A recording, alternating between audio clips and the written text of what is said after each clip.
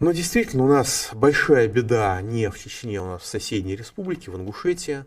Там происходит такое ощущение, что там произошла потеря управления вообще всем по тем новостям, которые идут потоком.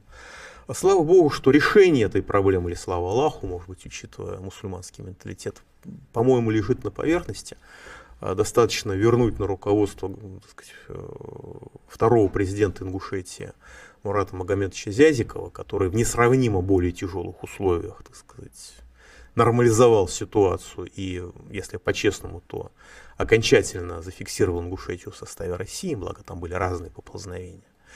К нему есть некоторые претензии по поводу, так сказать, хозяйственной деятельности. Туда был вопрос не о хозяйственной деятельности, туда был вопрос о физическом выживании целого народа. Потому что он мог оказаться на растерзании бандитов. И сейчас, когда мы видим, в общем, хозяйственные проблемы, понятно, что с моей точки зрения Зязиков с этой проблемой, в общем, справится.